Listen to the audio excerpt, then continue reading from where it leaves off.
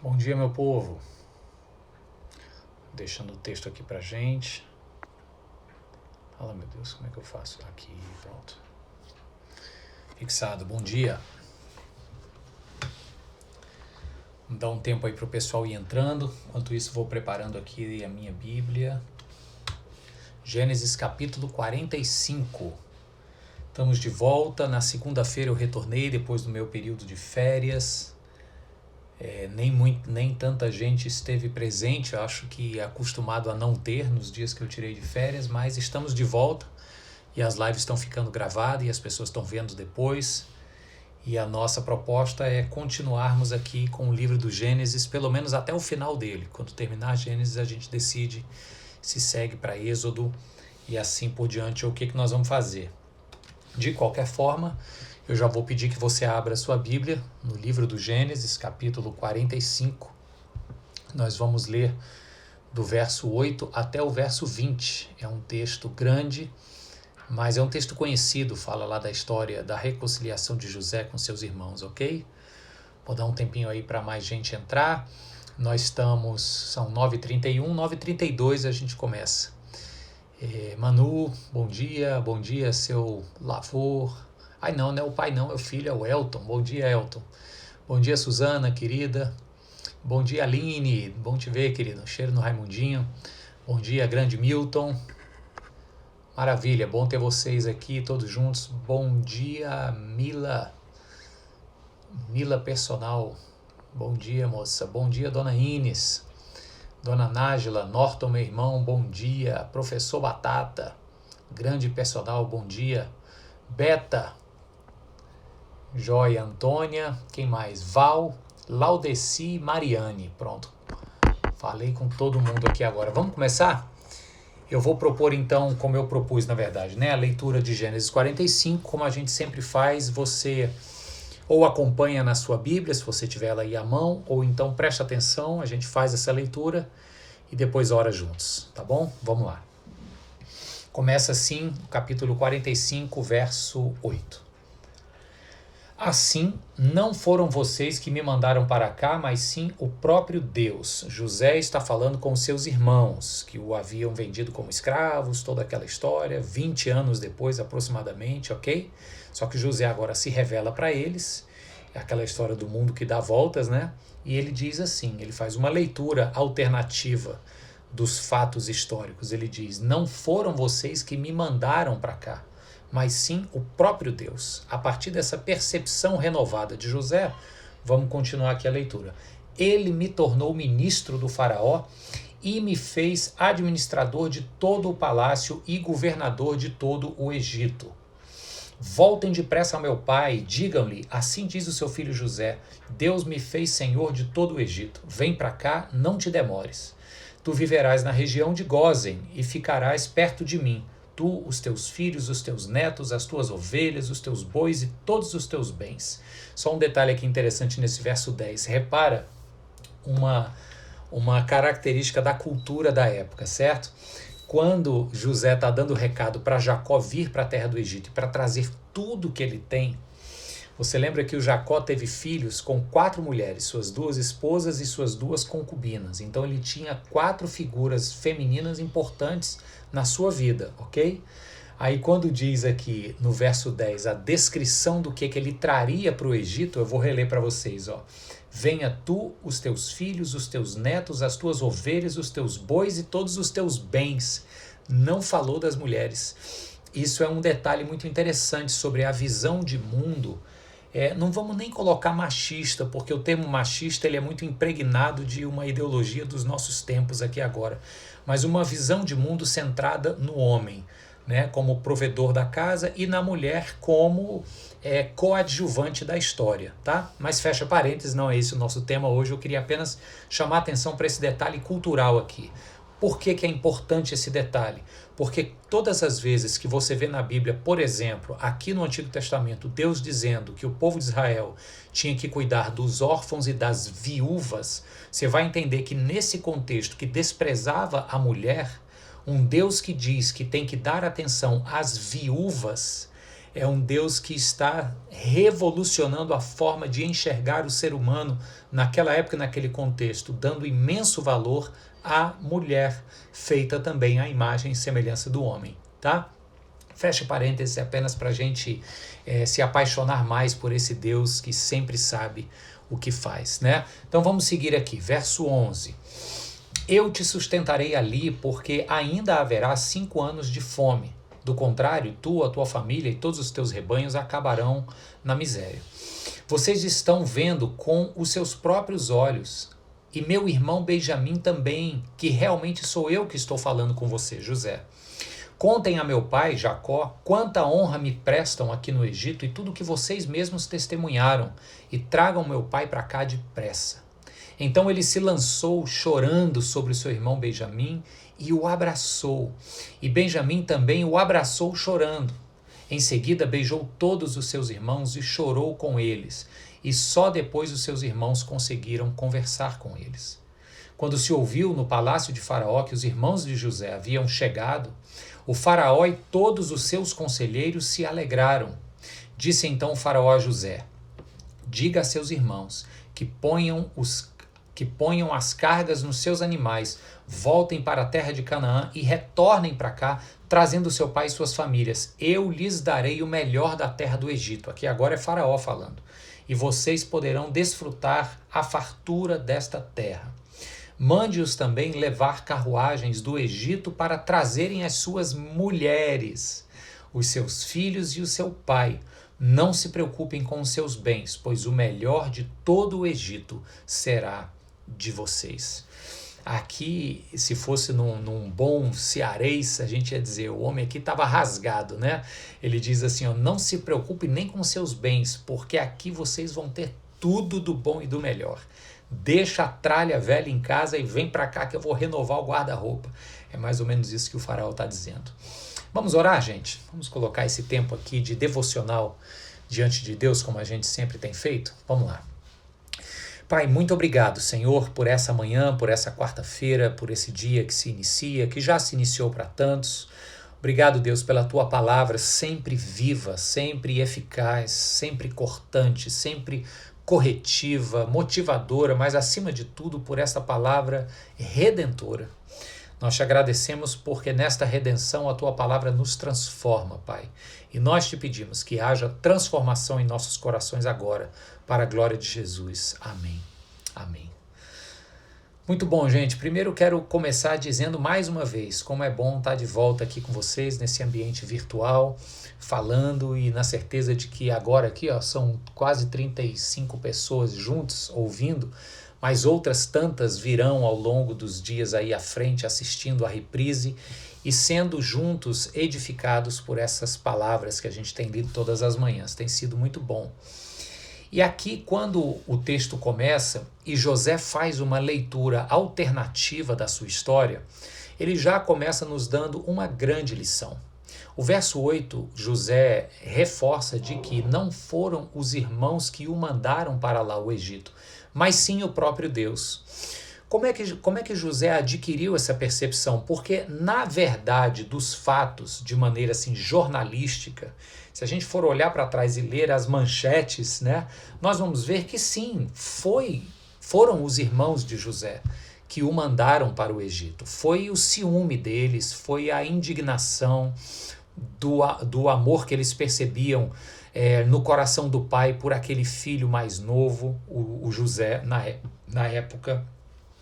Foi sim o mau caratismo dos irmãos que não só o venderam, mas chegaram para Jacó depois contando uma mentira, criando uma situação em que Jacó diz: eu agora vou ser triste até o meu último dia de vida. A gente explorou esse sentimento dramático do Jacó uns meses aí atrás. Então, de fato, foi a perversidade dos irmãos de José que enviou José para o Egito. Só que agora José está fazendo uma outra leitura. Não foram vocês, foi o próprio Deus. Pessoal, isso aqui eu tenho a vontade de dizer que é uma arte. Mas na verdade não é uma arte, isso aqui é uma dádiva de Deus.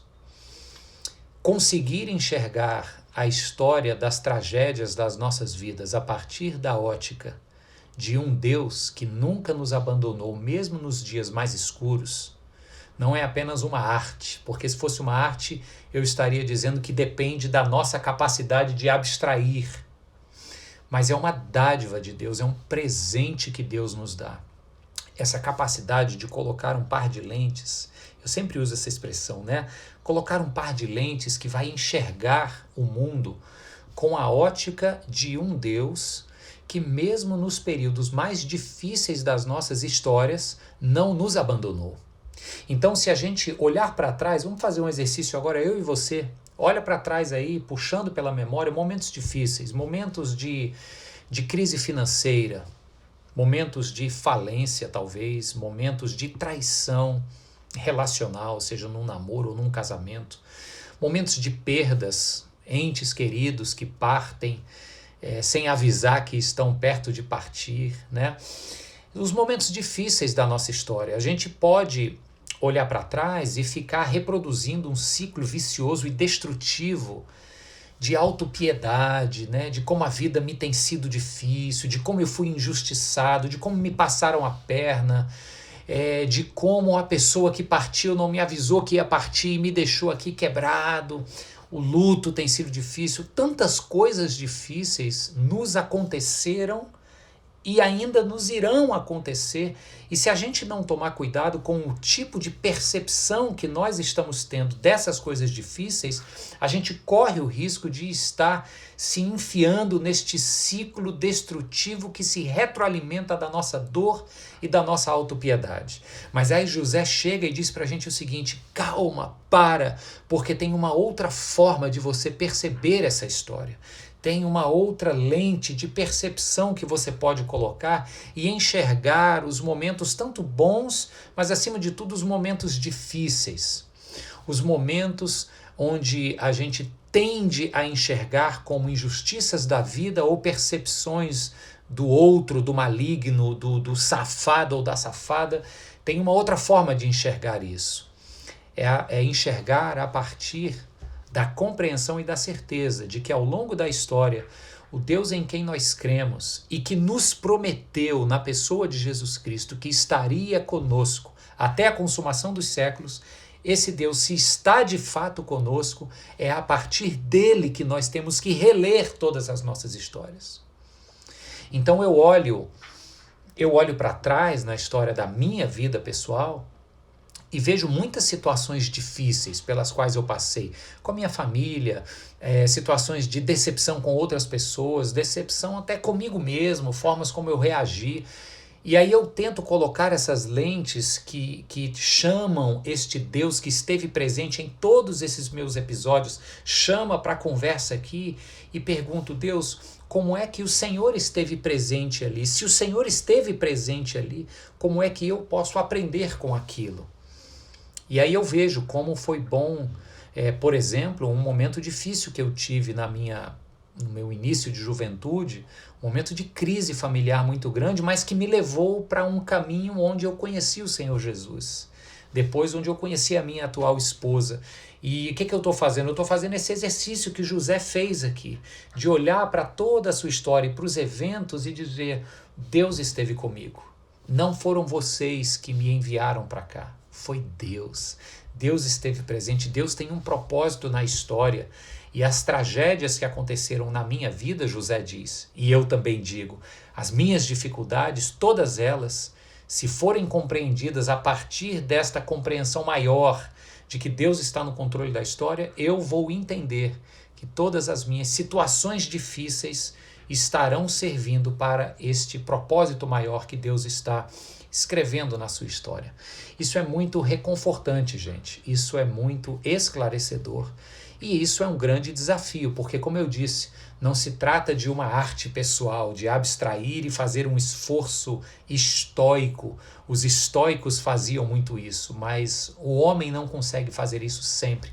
Ele quebra em alguma hora.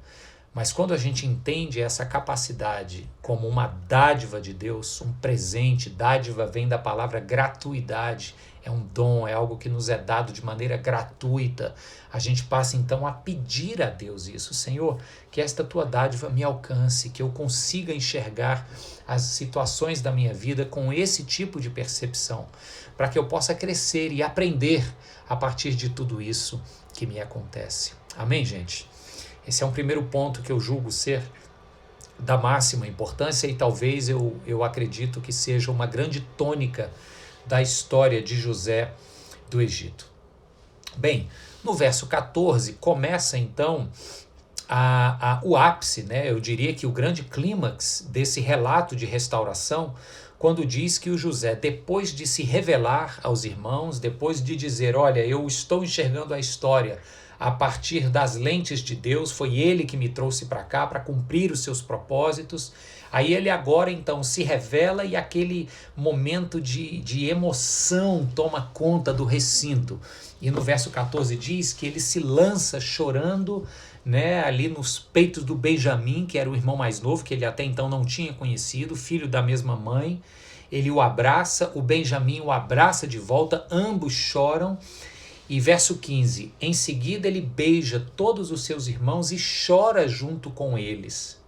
E só depois os seus irmãos conseguiram conversar com ele. Eu imagino que nesse momento em que José está se revelando para os irmãos estão com a mão na cabeça dizendo assim, pronto, era só o que nos faltava agora. A gente pensou que tivesse livre do José, mas o homem está vivo e é o governador de tudo aqui. E se você lembra, nessa altura da história, os irmãos de José já estavam num vai e vem tremendo lá entre Canaã e o Egito, porque esse cara aqui, que é o José, ainda estava com a sua verdadeira identidade oculta e ele estava provocando os irmãos, chamando eles de espiões, ameaçando prendendo de fato o mais velho para que os outros voltassem com Benjamim, que é essa cena aqui. Então a situação já estava tensa e os irmãos de José podiam estar com a mão na cabeça dizendo assim, é agora. Sabia que esse cara estava antipatizando a gente desde o primeiro momento que a gente pisou o pé no Egito para comprar trigo. E agora a gente está vendo que é o nosso irmão a quem nós traímos. Só que aí o José quebra esse sentimento. Porque no verso 15, quando diz que ele beijou todos e chorou com eles, eu imagino que esse contexto de quebrantamento, de emoções densas, cruas, essa coisa linda de deixar um coração vulnerável aparecer, externar-se no choro, no beijo. Gente, o José tinha todas as razões para nessa hora nem chorar e nem beijar. Ele tinha todas as razões para nessa hora dar um sorriso vingativo e expressar uma ação de retaliação para com esses irmãos traíras e invejosos. Mas como José trouxe as lentes de Deus para perceber e reler a narrativa da sua vida, ele pode agora optar por não segurar um coração rancoroso dentro de si, mas acolher uma disposição redentora. E ele faz isso beijando e chorando junto com os irmãos. E esse clima de quebrantamento permite ou viabiliza isso que nós lemos no final do verso 15. E somente depois disso que? Desse quebrantamento, os irmãos de José conseguiram conversar com ele. Antes, eles não conseguiam conversar, eles estavam atônitos, preocupados, conjecturando se seriam vingados ou não, conjecturando o que é que esse homem ia fazer com eles ou não, mas diz que somente depois desse momento em que os corações se desnudaram com muita transparência e houve choro, e houve quebrantamento, e houve beijo, que é essa expressão de proximidade, de carinho. Naquela época não se beijava com tanta facilidade, mas aqui era irmão liberando perdão sobre irmão. E diante desse contexto de quebrantamento, eles conseguiram conversar. Verso 16, eu vou encerrar nele.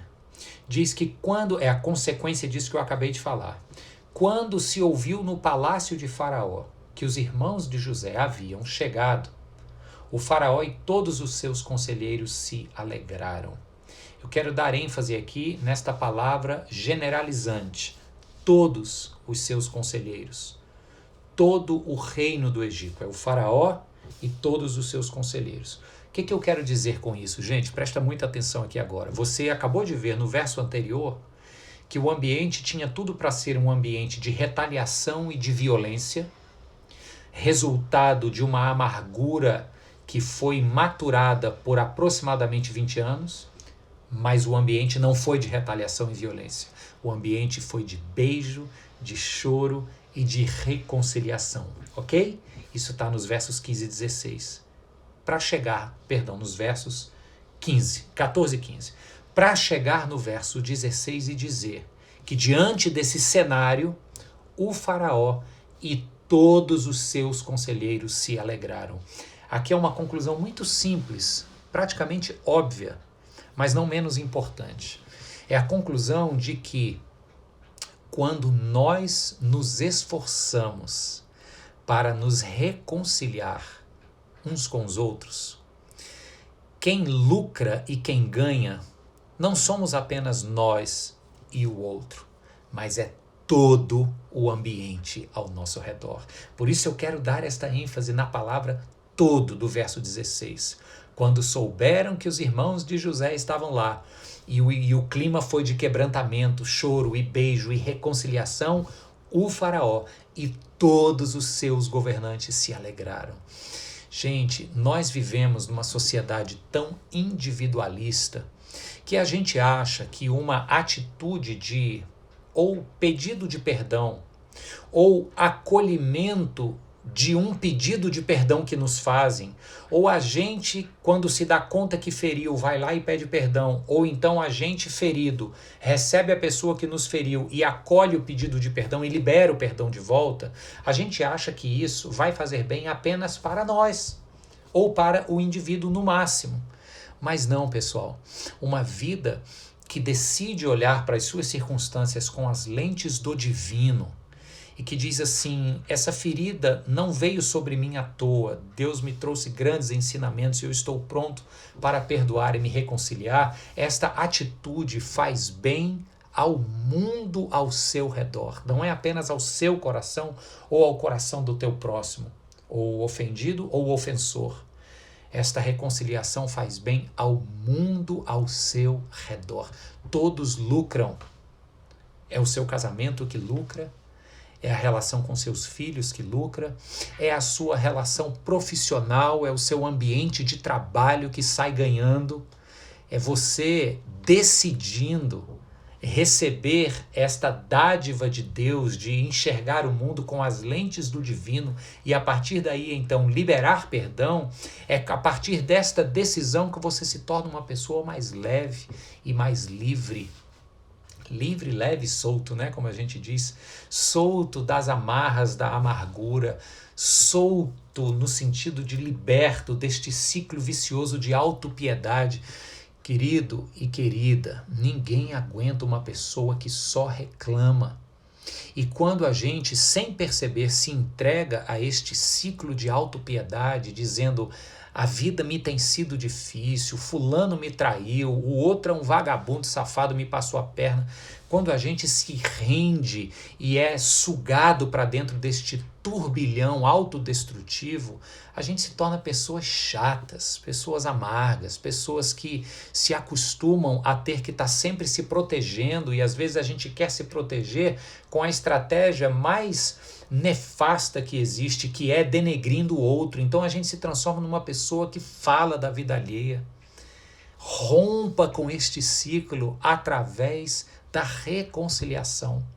Uma vez você reconciliado ou reconciliada com Deus, em primeiro lugar, apenas quem é reconciliado com Cristo e recebe o perdão de seus pecados é que pode fazer isso que o texto aqui nos convida, vestir este par de lentes que passa a enxergar o mundo e as suas situações passadas e futuras a partir desta nova percepção. José diz, não foram vocês que me trouxeram para o Egito. Era Deus que estava por trás. O Deus em quem eu creio, disse José com outras palavras, é tão poderoso que pegou a maldade de vocês e transformou o ciúme de vocês em bênção para mim, para vocês, para a terra de Canaã e para todo o Egito. Gente, só quem foi alcançado pela graça de Jesus é que consegue ter esse tipo de leitura. Se a gente ainda acha que a culpa do nosso sofrimento é do mundo, é das pessoas, é do safado, etc., a gente vai viver com pena de si mesmo, reclamando de tudo e de todos. E com muito carinho, mas com muita firmeza, eu vou lhe dizer, ninguém aguenta esse tipo de gente chata. Então façam bem a você mesmo e façam bem ao mundo ao seu redor. Busque de Deus esta dádiva da reconciliação. Consigo mesmo, se perdoe, ou com quem lhe magoou, ou com quem você magoou e precisa ir lá e se reconciliar. O ambiente da reconciliação trouxe festa e alegria para todo o Egito. Não apenas para a casa de Jacó, não apenas para José e seus irmãos, mas para todo o Egito. Lembre-se disso. Fique com essa palavra pulsando aí no seu coração. Quem sabe você pode resolver isso com uma mensagem de WhatsApp. Eu acho meia boca, mas talvez a coisa não foi tão grave, pode ter uma mensagem. Quem sabe uma mensagem marcando o encontro, ou talvez uma ligação mesmo. E faça isso pensando no bem que você vai fazer ao mundo.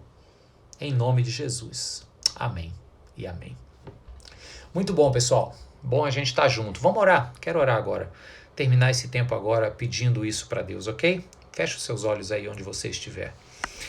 Senhor Deus querido, nós estamos falando de um assunto aqui que é lindo na história de José, mas que é ao mesmo tempo tão difícil nas nossas próprias histórias, Deus. Muita gente precisa se agarrar a um sentimento de injustiçado, a um sentimento de traído. Tem gente que se agarra nisso como um instinto de sobrevivência, Senhor. Mas eu oro, Deus, para que isso seja quebrado agora em nome de Jesus, para que as pessoas possam liberar perdão ou pedir perdão, mas abrir mão de toda amargura, porque o Senhor nos quer com vidas leves, com vidas livres. Que a gente rompa hoje, Deus, com este ciclo autodestrutivo, deste sentimento de que a vida nos tem sido injusta e as pessoas nos têm sido más. A vida não é justa e as pessoas não são boas, isso é verdade, Deus, mas nós estamos aí no mundo para caminhar contigo. E seja o que nos acontece, de bem ou de mal, acredito que no final todas as coisas contribuem para o bem daqueles que te amam e contribuem para o propósito maior que o Senhor está desdobrando na história. Por isso que o Senhor nos traga paz a partir desta compreensão e que a visão de José, a visão alternativa da sua história, nos alcance e que tenhamos esta capacidade do alto de desenvolver essa visão alternativa e que caminhemos, Deus, no mundo, melhorando o mundo com a nossa alegria vinda do teu perdão e da reconciliação. Em nome de Jesus nós oramos. Amém e amém. Amém. Maravilha, meu povo. Bom demais esse tempo juntos. A gente continua segundas e quartas. Então hoje a gente encerra a semana. Eu acho que tem coisa boa aí para você mastigar nessa live de hoje. Segunda que vem a gente se encontra, ok? Divulga esse vídeo. Quem sabe você conhece alguém que precise ouvir essa mensagem. Tenho certeza que você precisava ouvir essa mensagem. Mas se você conhece alguém também, manda. Acho que vai ser importante para a gente ser atores na construção de um mundo melhor, ok? Deixa eu dar aí meus últimos bons dias aí para quem veio entrando. Deixa eu ver aqui. A Martinha, a Glenda, Brígido. Seja bem-vinda, Glenda. Não me lembro de ter te visto muito aqui. Se é a sua primeira vez, seja muito bem-vinda. Claudiana, bom te rever de volta. Grande Sérgio, não sei se ainda está, mas bom ver aí o Sérgio. Robson Scofield, grande pastorzão missionário. Sejam todos bem-vindos. Quem mais? Já falei aqui da Martinha. Dona Anitta, Dona Lúcia, Lani, Sandra. Isso mesmo.